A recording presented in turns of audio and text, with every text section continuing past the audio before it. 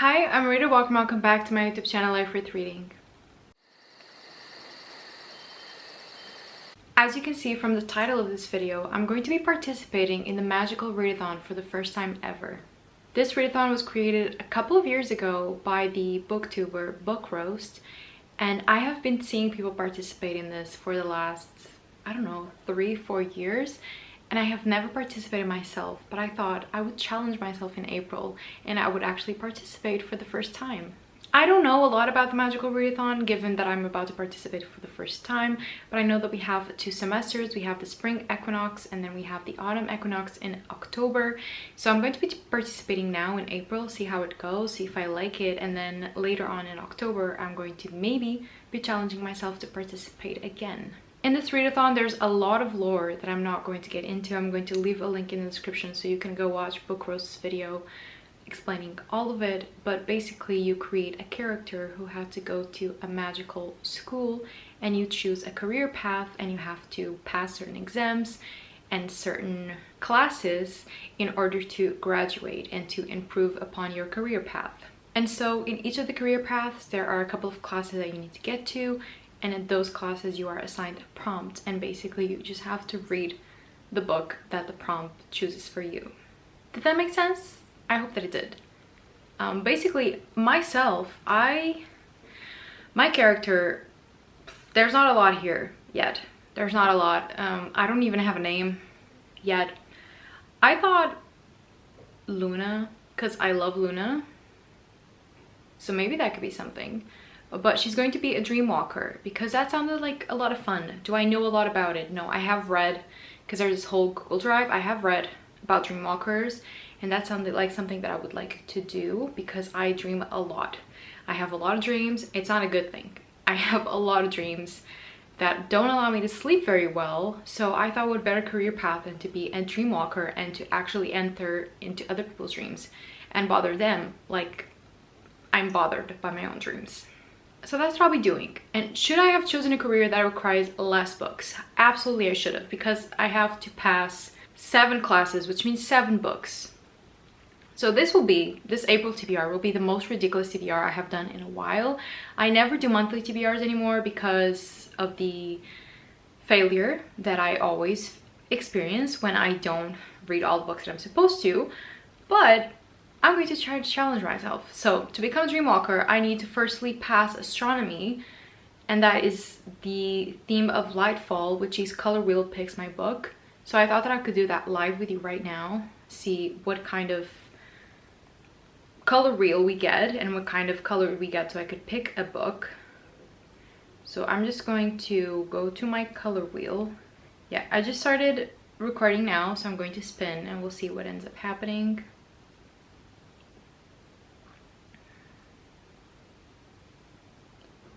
Yellow. Oh my god, that is the most random ass color. Do I even have a yellow book? Oh my god, I swear that is the most random ass color I could have ever gotten. I swear to god. Okay, so I actually did have a couple of yellow books, and the book that I'm going to be choosing is Big Swiss by Jen Biggin. This is on my spring TBR, which is very helpful because this is a book that I was already planning on reading soon, and it is very, very yellow, so I think that definitely counts. And this is about our main character, who Greta, who is the assistant of a sex therapist or something like that. And she becomes really obsessed with one of her boss's clients and she starts, I don't know, stalking her maybe. I've heard that this is very weird. I really don't know what to think of this. I am going into it with an open mind. I'm not sure if I'm going to enjoy it or not, but that is to be thought about at another time. Right now, all that matters is that it's a big book, it's weird, it's on my spring TBR, and I think that I can definitely get to it in April. Oh my god, I completely forgot to mention this. This TBR is extra ridiculous because I'm actually going to be starting my first job in April, my first big girl job. I've had jobs before, but this is like my first career job. So I'm going to be so busy, and I have classes at night 3 times a week. So I'm going to be so extremely busy that this is kind of a ridiculous TBR. But I had already decided that I was going to participate before knowing I finally got the job. So I'm still going to be participating. If I don't get to all the books, that's totally fine. Everything's fine. But I would love to get to them. So yeah, this is extra ridiculous because of that. Big life change, big routine change, but also a lot of time that will be spent on public transportation. A lot of commuting time. So I'll probably have a lot of reading time because of that as well. The second class that I need to pass is actually alchemy. And the theme of the semester is volume magnification, and the prompt is to read a book that has all capitals on the book cover. And for this one, you guys are not ready for what's about to happen. You are not ready, because I'm reading a lot of backlist books in April, and that is Pachinko by Minjin Lee. This is finally happening. I think I'm going to be buddy reading this with one of my friends, and oh my god, do I have to? This is getting ridiculous at this point. I know this is going to be a 5-star, so why haven't I read this yet? And obviously this is all capitals here. And I'm so scared, but I'm so... I was going to say I'm so ready. I'm not ready. Maybe we'll just end there. I'm so scared, and that's it. But yeah, it's been 4 long years since I first bought this book. It's getting ridiculous at this point, so I'm finally going to be tackling it in April, and I just hope that I love it as much as I anticipate that I will. This is an intergenerational story. I feel like everyone knows what Pachinko is about, but this is a story set in, I think, Korea, but I think it's set in another country as well. Yeah, on his way to Japan. So it's Korea and Japan, and in the little blurb says, spanning nearly 100 years of history, Pachinko is an unforgettable story of love, sacrifice, ambition, and loyalty, told through 4 generations of one family. I do love an intergenerational story. I think it's hard to care about all the characters the same. Sometimes you are much more invested in a certain character or a certain generation of the family, and then you get to the other and you're just not as invested. But I have a lot of faith in this book. A lot of people love it, and I'm going to be one of those people. If I don't come to you in May talking about how much I love this book, then it's really bad for me. It's really, really bad. The next class that I need to pass is the Art of Illusion, which is basically me telling myself that I'm going to be able to read all these books in April. But the prompt is a distance manipulation, so a book you already planned on reading this month, which is probably one of the kinder prompts I could have possibly gotten. And the book that I already planned to read this month is another really intimidating book that was in my backlist and a book to read this year. That is Hamnet by Meg O'Farrell. I'm also finally going to be conquering Hamnet by Meg O'Farrell. I've been scared of this book. I think I bought it around the time that I bought Pachinko, like maybe a month or 2 later. So this is also 4 years in the making. I'm also going to be buddy reading this with a friend, and hopefully that will give me all the motivation that I need to actually read this book, because I am so scared. But this one, I feel like I'm really ready for it. I think that I'm going to love it, but if I don't, the world doesn't end. You know, the world doesn't end if I don't like a book that's very beloved. I need to remember that. This book follows Shakespeare's son and wife. I think he had more kids than one, but it follows specifically Hamnet, who falls ill to an illness at the time.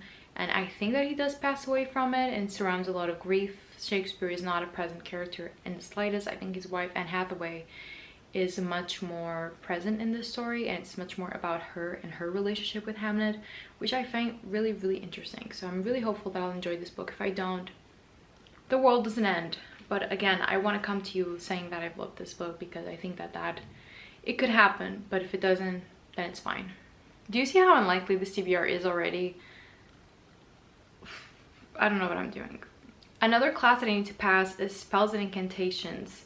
And the prompt for this one is a copy-paste spell, which means a word from your last book title. So for this one, I'm going to be assuming that this will be the last book that I'm going to read in March. So I'm going to be talking about a book that I'm currently reading and that I do not think that I'll be finishing before the month end. I think I'm going to be bringing this along to April, and that is The Final Empire by Brandon Sanderson.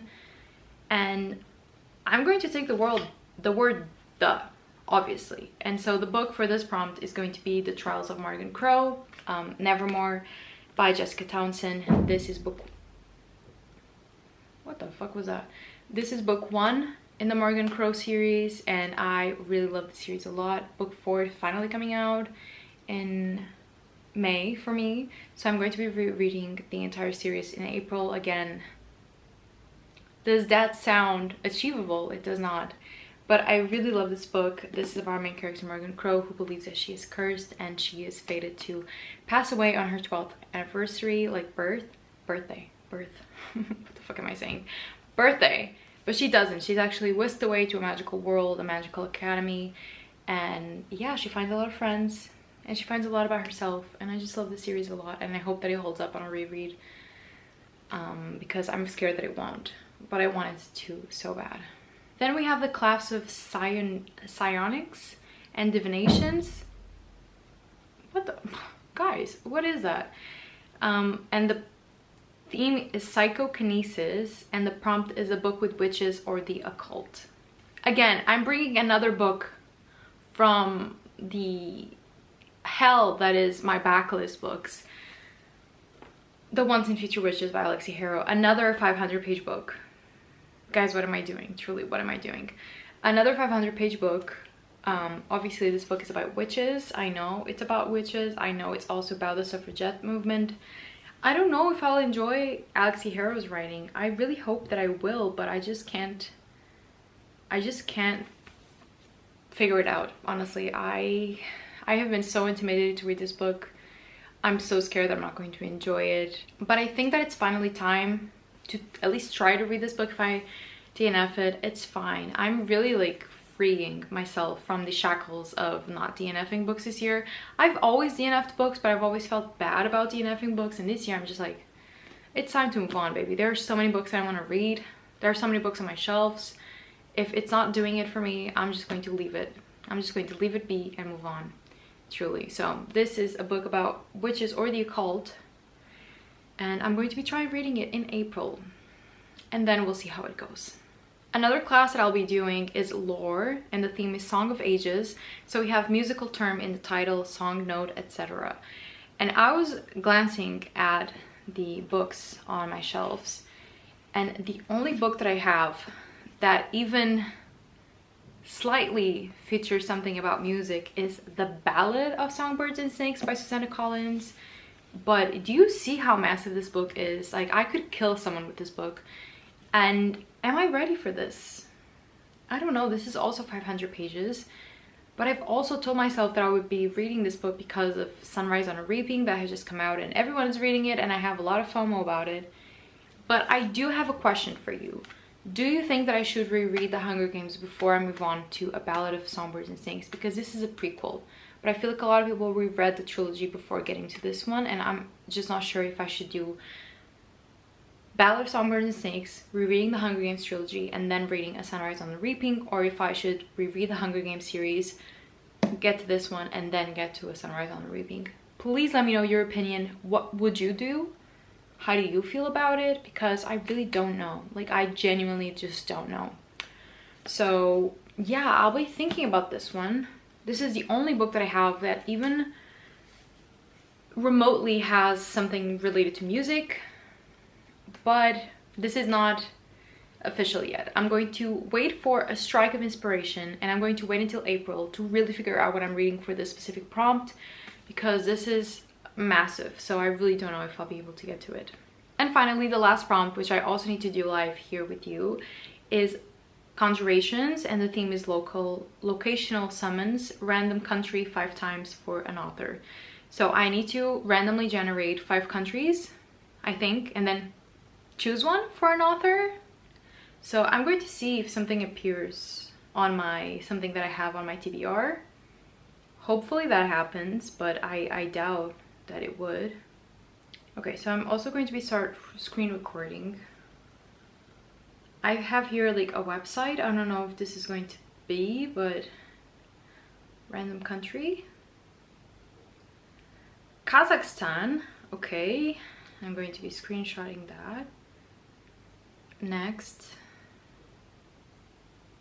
United Kingdom. Okay, that is definitely easier because of my TBR, but I wanted to read diversely, but I just don't know if it will happen to have an author that I have on my TBR. Next up, Iceland. Okay.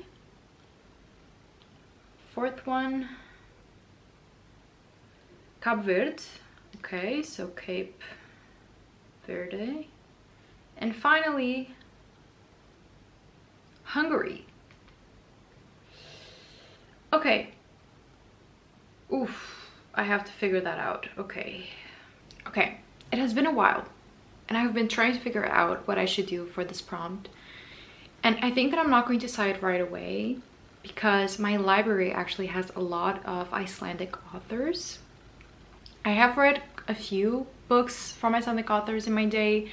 I haven't actually enjoyed most of them. I'm not sure if it's because of the translation or the book itself, but I think that I'm going to leave this open-ended for now, and I think that I'm going to go to my library and see what kind of authors they have there, if they have anything from Kazakhstan, if they have anything from Hungary, if they have anything from Iceland, and worst comes to worst, I'll just read a book with an author from the UK, though I did really want to try to stray away from that because I think that's the whole point of this prompt, is to read more diversely, or at least read from countries that you don't usually read from.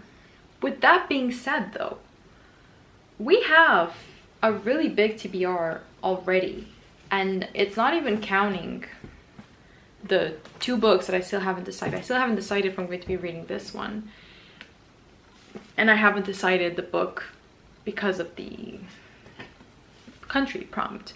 So this is simply a lot. I have no idea what I'm trying to do here. I have no idea how I thought this was going to work, but here we have the at least 6 book TBR. This one is still to be thought about, but this is a lot. This is a lot of pages when I'm going to be having one of the most profound lifestyle changes ever, because I haven't had a full-time job in a while and I have classes at night 3 times a week, so I really don't know what I'm trying to do. I think I'm putting a lot of faith on the fact that I'm going to be commuting every day for a long time, so I think that I'm just relying on that fact to make myself feel better and to lie to myself and tell myself that I'm going to be reading a lot when I'm really not sure if that's going to be the case. But I'm definitely excited about participating in the magical readathon for the first time. I think that's going to be so fun.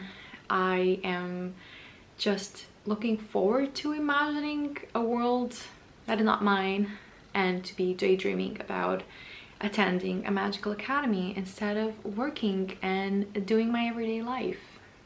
So with that being said, let me know if you're participating in the magical readathon. Have you ever participated? Is this your first time as well? Let me know everything down below, what books you're going to be reading, if you have any idea how to fill any of these prompts, for example the music prompt and the country prompt. You have any suggestion for the countries that I've mentioned, let me know in the comments. In any case, I hope that you did enjoy watching this video. If you did, please give it a thumbs up and subscribe to my channel for more bookish content, and I'll see you in my next video. I hope you have a nice day, and also remember that life is worth reading.